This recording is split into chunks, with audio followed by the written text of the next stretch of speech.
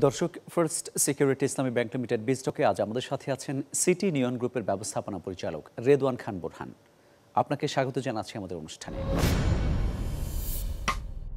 শুরুতে যে বিষয়টি জানতে চাইব, এবারে বাজেট কতটা ব্যবসা বান্ধব হয়েছে বলে আপনি মনে করছেন? স্বাধীন দেশের সার্বভৌমত্বের যে মহানায়ক জাতির পিতা বঙ্গবন্ধু শেখ মুজিবুর রহমান আমাদেরকে দেশকে স্বাধীনতা দিয়েছেন, দিতে পারেননি অর্থনীতির মুক্তি সংগ্রামের জন্য তারই সুযোগ্য কন্যা মাননীয় প্রধানমন্ত্রী নিরলস পরিশ্রমের মাধ্যমে আজকে বিশ্ব অর্থনীতি থেকে বাংলাদেশকে একটি বিশ্ব শিখরে, উচ্চ শিখরে মানচিত্রে বাংলাদেশের অবস্থান তুলে ধরার জন্য সক্ষম হয়েছেন। এই জন্য আমরা কৃতজ্ঞতা ধন্যবাদ জানাই মাননীয় প্রধানমন্ত্রীকে। বিগত সময়ে মাননীয় প্রধানমন্ত্রী আমাদের ব্যবসায়ীদের উদ্দেশ্যে একটি কথা বলতেন যে ব্যবসা করবে ব্যবসায়ীরা, সকল ধরনের সহযোগিতা সরকার তা দিবেন। 2023-24 বাজেটকে আমি সাধুবাদ জানাই, ধন্যবাদ জানাই। এটা সত্যিকার অর্থে জনবান্ধব বাজেট। তার কারণ হচ্ছে নিত্য প্রয়োজনীয় যেটা গরিব মানুষের জন্য, মানে দাম কমিয়েছেন, এটা অবশ্যই গরিবদের কথা মাথায় বিবেচনা করে বাজেট করা হয়েছে। এই বাজেটকে আমি সাধুবাদ জানাই, মাননীয় প্রধানমন্ত্রীর প্রতি কৃতজ্ঞতা জানাই। জনশক্তি রপ্তানিতে বাংলাদেশের অবস্থান ঠিক কোথায় রয়েছে?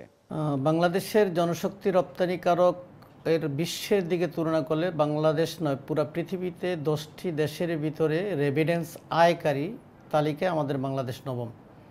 এবং বিশ্বের সবচেয়ে বেশি এখন বাংলাদেশ থেকে 2021 সালে গিয়েছেন 4,57,000 এবং 2022 সালে যেটা সবচেয়ে রেকর্ড 6,25,000 লোক প্রেরণ গিয়েছেন।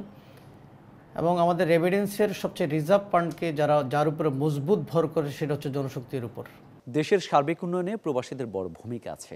প্রবাসীদের উন্নয়নের জন্য আপনারা কী ধরনের ভূমিকা রাখছেন? মা মাটি দেশ আমার সোনার বাংলাদেশ। অ্যাকচুয়ালি দেশ আমি যেখানেই থাকি না কেন, আমি প্রবাসে থাকলেও আমি দেশের মানুষ, আমার পরিচয় আমি বাঙালি, আমি বাংলাদেশি। বিভিন্ন প্রবাসে যারা আমাদের এই পরিশ্রম করে দেশ এবং প্রবাসী থেকে এই বাংলাদেশকে তারা ভালোবেসে অর্থ উপার্জন করে স্বদেশের মাটিতে রেভিডেন্স এনে দিয়েছেন, সত্যিকারে তারা প্রশংসার দাবিদার। এবং রেভিডেন্স আমরা প্রতি সময় বলি রেভিডেন্স যোদ্ধা, কিন্তু রেভিডেন্স যোদ্ধা প্রেরণকারী কারা? প্রেরণ করছে জনশক্তি রপ্তানিকারক সংগঠন, সে বায়রা। সে জনশক্তি রপ্তানিকারক সংগঠন হিসাবে আমি একজন জনশক্তি রপ্তানিকারক সংগঠনের বায়রা নেতৃত্ব দিয়েছি। বর্তমানে হিউম্যান রিসোর্স ডেভেলপমেন্টের FBCC কো চেয়ারম্যান হিসাবে দায়িত্ব পালন করে এবং এই ব্যবসায়ীদেরকে সুযোগ সুবিধা দেওয়ার জন্য এর পাশাপাশি সরকারের পাশাপাশি আমাদের একটু আমলাদের একটু ত্রুটি বিচ্যুতি আছে। মাননীয় প্রধানমন্ত্রীর কাছে আমাদের আবেদন এবং থাকবে যে প্রবাসীদের জন্য আরও সুযোগ সুবিধা বাড়ানোর ব্যবস্থা এবং তাদেরকে সম্মানের জায়গায় একটু সম্মানিত করলে আরও বেশি তারা রেমিটেন্সের প্রেরণ করার জন্য আগ্রহ প্রকাশ করবেন ইনশাআল্লাহ। আপনাকে অসংখ্য ধন্যবাদ আমাদের সময় দেওয়ার জন্য। দর্শক, এই ছিল আজকের first security Islami bank limited business times, co sponsor NRB Islamic life insurance limited, powered by Era Infotech limited.